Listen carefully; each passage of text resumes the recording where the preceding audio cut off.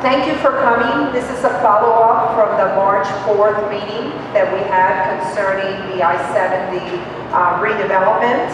I want to make sure that you realize this is a very similar format to the March 4th meeting, which means we are actually going to have plans at each table, and you are going to be able to review the plans that we're going to be sharing at the table and also the presentation and providing us feedback. So we will give you more instruction as we get closer to that activity. So let me share with you one of the main things concerning this meeting. This meeting is like the March 4th meeting in which we want to gather information and input from all of you. There is not going to be any decisions made in this meeting. We are bringing back results from the March 4th meeting, in which then we want to gather more information for you in order to go back, rework it, and then be able to make a decision sometime later this summer. So let me start by sharing with you what does the agenda look like for today's meeting. So we're going to have a presentation by one of the principals of Design Works, which is the organization that has been working with the city and other organizations and getting the design going for the I-70 redevelopment, but specifically the cover-up. Then we're going to have that group exercise that I mentioned, in which is the most important part of the meeting, where we gather your information and your input. There's going to be a facilitator at each table in order to gather that information. And then at 7 o'clock, we're going to have a report out from the meetings from the different tables.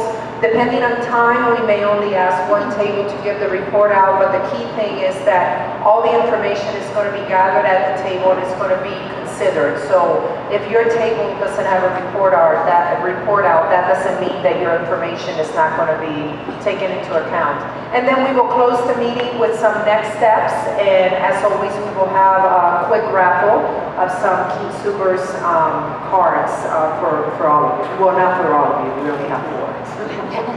So let me go ahead and start review. These are the same rules, guidelines that I used in the last meeting, and I would like to take a couple minutes to read them in terms of being able to have a prosperous and successful meeting. The first one is basically respect each other, and that means respect even the people that are up here that are representing the different agencies, and also respect the people that are sitting around you. The other one is limit side conversations. I know that there's this great information and we tend to want to tell the person next to us, like go into a conversation about this topic. We ask you to limit that in order to give the attention to whoever's presenting at the time. Respect the agenda. We have a full agenda. The presentation has a lot of information that we want to go through and share it with you, so we will try to follow all these time limits. And even if at the end of the presentation you feel that your question hasn't been asked, I know that everybody from the different agencies will stay after the conclusion of the meeting, and you can come up to them and ask the questions that you have. Number 4 is listen to others and do not interrupt. And that means not only listening to the people up here, but listening to somebody in the audience that may have a question. That's not interrupt. And then do not make any rude comments, even though you believe that what I'm saying is totally out of this world. Try to be nice and don't be rude at me. You can tell me afterwards that I said something stupid. And then at the end, to stay on topic being discussed. I know that there's a lot of issues concerning this topic, but we want to focus on the 2 alternatives that are being presented tonight in order to get your input about them. And then the main purpose of this meeting is this is a community workshop to provide feedback on the key elements of 2 alternative concepts that were generated based on the input we received from the March 4th community meeting that also took place here. And before I hand it over to the main presenter, I want to acknowledge that there are representatives from 3 organizations here, and I will ask them to raise their hand as I call each organization. City and County of Denver, if you can raise your hand, whoever's here, so everybody knows who's here. CDOT, if you can raise your hand, who's here from CDOT, there's people in the back. And then Swansea Elementary, or DPS. Okay. I know, but the PS people will be here. So what I want to do now is I actually want to call over Meredith. She is actually from Design Works, and she is going to provide you with the more details concerning the two alternatives. After she's done with her presentation, we will go into the workshop, and I will give you some guidelines on how to address the workshop and move forward. So.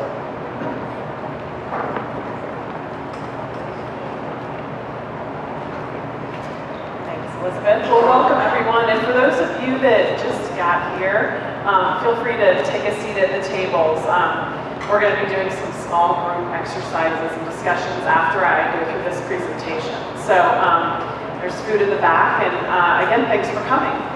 So again, I'm Meredith from Swansea Rec Design Workshop. We are landscape architects and urban designers, so here designing the cover and bringing all these ideas together that we hear from the community and kind of bringing it to the cover and making it what it is. So tonight we're going to explore two design alternatives that you see up here on the screen. These were developed based on feedback from our last community meeting in early March. We will discuss each design, and we really want to hear your preferences on the various elements within the design, because the preferred concept coming out of this meeting will likely be a combination of these two plans. So it's really important that we have the discussion tonight.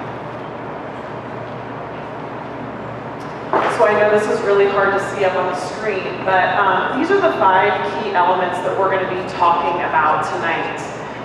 The first is the program elements within the cover. So that includes both the school and the non-school program. The second item is circulation within the space for pedestrians and bicyclists. The third is the orientation of the field, the large multi-purpose field. The fourth is the fencing and gateways for the school. So for those of you that have been a part of this conversation before, obviously a very important element that we'll talk more about tonight. And lastly, the cover extensions along Clayton and Columbine. And again, I'll get into all this as we move forward.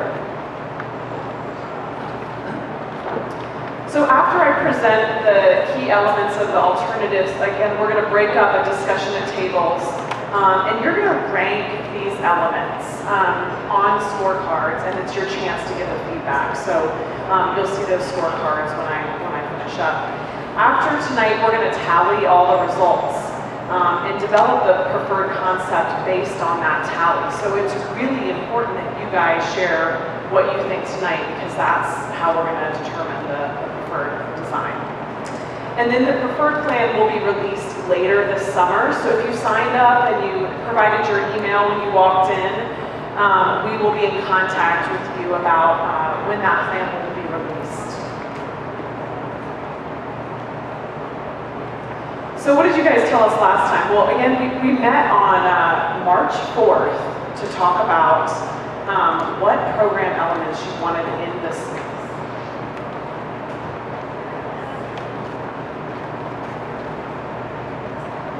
We received feedback from 10 groups about program and the potential arrangement of these elements, and we also heard from 2 groups of kids. So this board is in the corner of the room back there if you guys want to take a closer peek after this. We then tabulated the results of all the games and began to summarize them.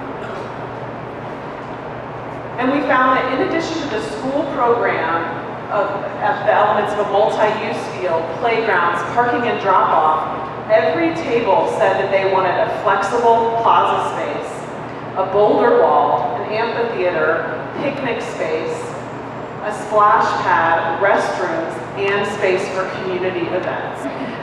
From there, we use this information to develop 3 program summaries that you see up there that incorporate the most common uses and arrangements.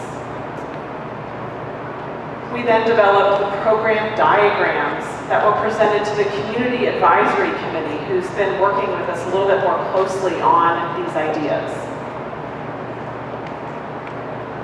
These were distilled down into 2 concepts, that the Community Advisory Committee provided further input on.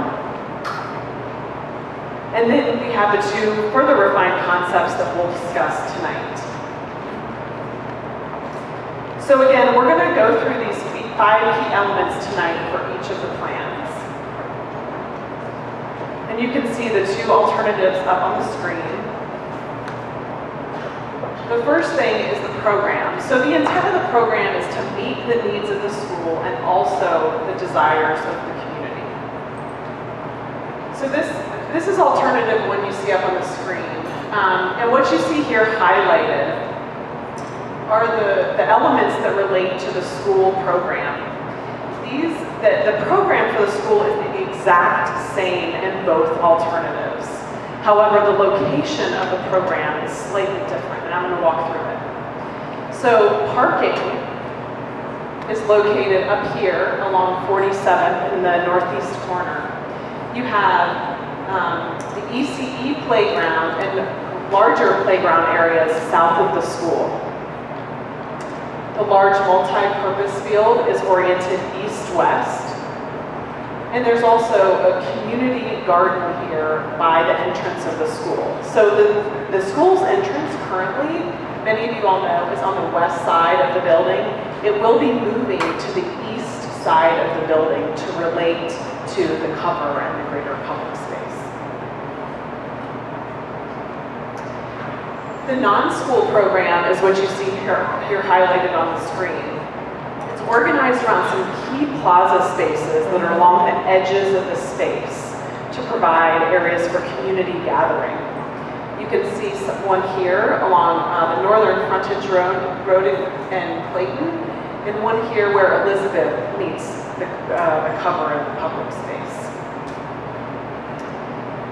Along the central spine here, there is a splash pad. We have some gardens here that on either end of the field, and a large area for an additional basketball court and possibly ping pong tables and that sort of thing. It's kind of a gathering area for children, young adults, and really everybody else. Also, there's an amphitheater, an informal lawn here on the eastern portion of the space. So to explain this space to you guys a little bit more, because I know there's a lot in these plans, and you'll have a chance to look a little bit closer. We've studied what they might look and feel like. So this first view here, you can see on the left-hand screen, this number shows you where the view is taking place. This is looking at the splash pad that's in the middle of the plaza, and possibly some picnic pavilions along the edges there. You can see it's a place for children and families to gather, and really serves as kind of a community hub and gathering space. The other visualization is looking at this plaza space and pavilion, but in the foreground is the events lawn or event space, amphitheater. So this is maybe what it would feel like at night. You could have uses inside the pavilion, like a bike repair shop, bike maintenance, gathering spaces, but you can also project movies onto it and have events at night, during night for the community. So this shows alternative 2. Again, this is the school program, and you can see the parking is located in the same place. The big multi-use field is oriented more north-south, and the playgrounds kind of wrap around that field, are still on the southern end of the school. The community garden is up here along 47th.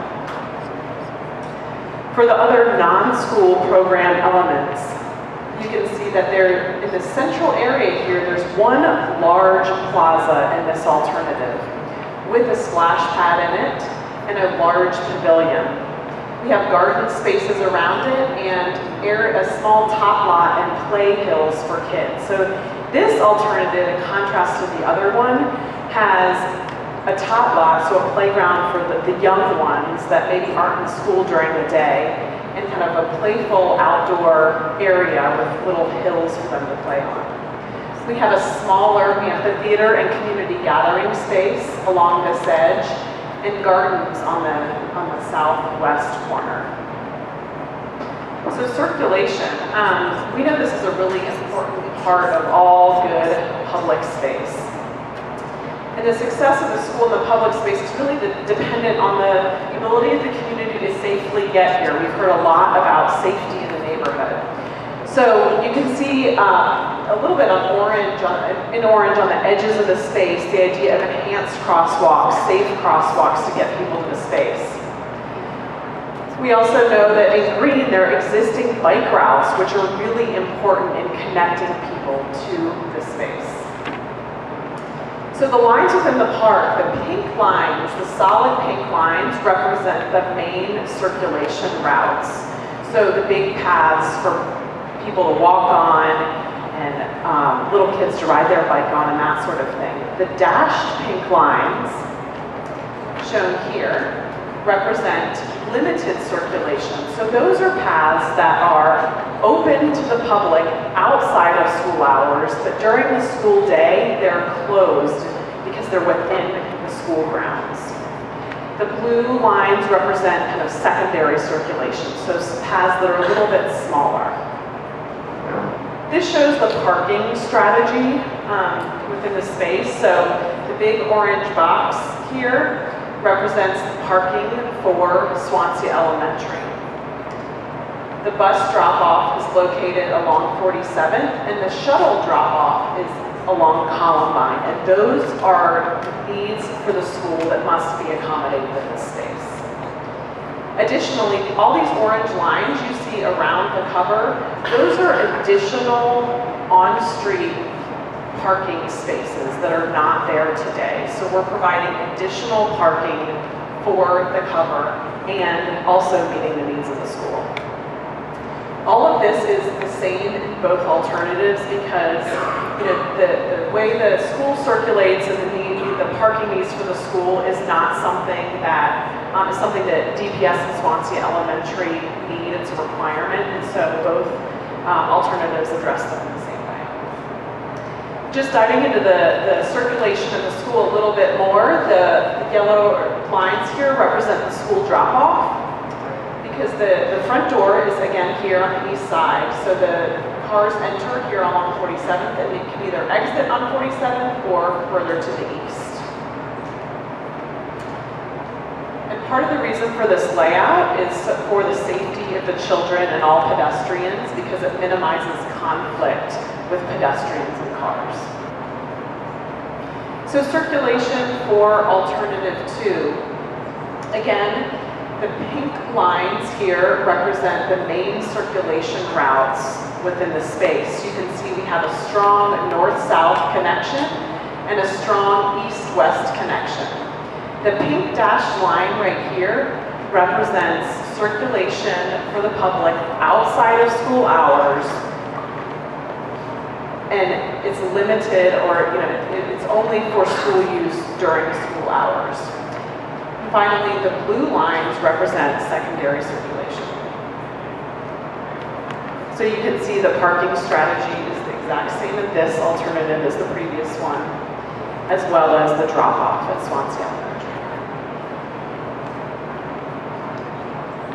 So the field orientation. For alternative 1, you can see that the field orientation is more east-west, and this yellow box here represents a field within the space. So you can see how we're accommodating that need. The field orientation for alternative 2 is more north-south, and again, you can see how that lays within the space. Related to that are the fencing and the gateways. The main school fence surrounding the playgrounds is depicted in pink, and this fence will be gated and can be fully secured if needed. The blue line represents a secondary fence around the field. This one will have entry points so that it can be inviting to the community but still secure during school hours. So again, just to give you guys an understanding of what that might look and feel like, this view shows the strong gateway feature into the playground and the kind of colorful and playful fence character. So this is looking south into the playground. You can see the large gateway element with Swansea Elementary written on it, and the playful red fence that would go around the playgrounds. And looking at the southern edge along the field there, so again, this is the secondary fence that needs to be inviting for the community, but still secure for the children in the school. You can see that it's the same, the fence has the same character here, the kind of playful red fence, and the openings are kind of portals into the field that then can be closed during school hours. The second alternative, again, the pink line here shows a secure fence that can be gated and fully secured during the day for the school, and it's around the playgrounds. And the blue is that secondary fence around the field that needs to be inviting for the community. So this first visualization, again, looking into the playground area, the key gateway. This fence, this alternative has a little bit more of a traditional look, so we'd love to hear tonight which look you guys like, because again, these are interchangeable across the two design alternatives. This second view looks west across the field and what this kind of portal or opening onto the field might look like, and how it would be inviting for the community. And then when the gate is closed, what that might look like. So the last thing I want to talk to you guys about is the cover extensions. And you might be wondering, what is that if you haven't been part of these meetings? Well, the cover extensions, what we plan here, are these areas, kind of the extensions on either side of the cover. So on the other side of Clayton and on the other side of Columbine here. Alternative one provides the cover extensions provide additional public space for sitting and viewing downtown in the mountains. So let me show you some visualizations that we've done to show you those ideas. So this one, on the east side here, we could have a big mural wall and have the idea of food carts or food vendors in that space. You can see that here the cars driving by and maybe cyclists, and how this provides an additional buffer from the highway below. On the west side, the idea is that it could be a larger plaza space that you could go up and gather and sit. And you can also peek over the edge and get views to downtown and the mountains. This idea depicts this element here could be something like an acrylic panel, so it would be safe and it would provide that buffer needed, but it would also provide that kind of view to downtown that you wouldn't get many places. So the cover extensions on alternative 2 provide an enhanced landscape buffer. So what those might feel like, this you can see here, just an extension of landscape to provide that additional buffer space. And then again on the west side, the same thing, there might be a raised berm, and you still have some sort of barrier on the top, but it will provide a comfortable setting for pedestrians and cyclists crossing Columbine and Clayton north-south. So to wrap it all up, just to remind you guys what I talked about, we've talked about programs, circulation, the multi-purpose field, the fencing and the gateways, and the cover extensions. And those, I know it's a lot of information, so you are going to get at your table many of those visualizations you saw here. You'll get those 2 plans, and there'll be a facilitator coming to your table to come talk more about it. And I'm going to turn it over to Elizabeth to explain. So thank you, Meredith. So based on that presentation, if you are interested in providing your input, I encourage you to come to a table because the facilitators are going to be at this table. If you are sitting on the side, you're not going to be part of, your input will not be part of the table. This is how it's going to work. At each table, we will have a facilitator. I know there's some Spanish speakers here. For the Spanish speakers, I will ask you to come to this table over here. Erica Reyes Martinez will be facilitating in Spanish. Everybody at the table is going to receive a scorecard. And the scorecard, the facilitator will have it and will have copies of the 2 alternatives with them. And what we're going to do is that you will discuss in the group at your table, you will discuss every element that Meredith introduced. So the 5 elements, that is the non-school program, the circulation, the field and schoolyard configuration, the school fencing, and the Clayton and Columbine Street cover extensions.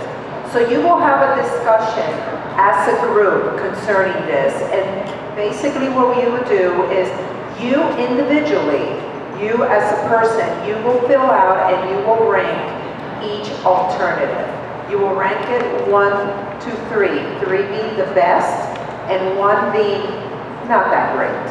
But you do that ranking individually. You're not going to do it as a group. As a group, you just will discuss the alternatives and elements, but then you individually will rank each alternative.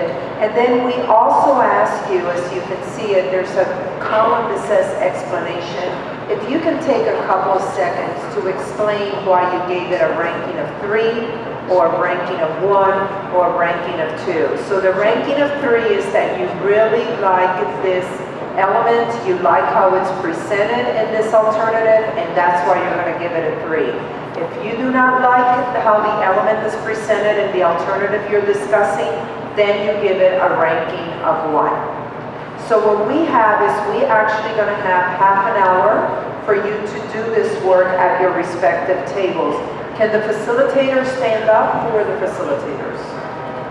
Okay, so I'm going to ask the facilitators to go and get the materials right now and come to each table. I already assigned the Spanish-speaking table over here, and then we will then, after half an hour, we will have a debrief of the information, and the scorecards, one side is in English and the other side is in Spanish.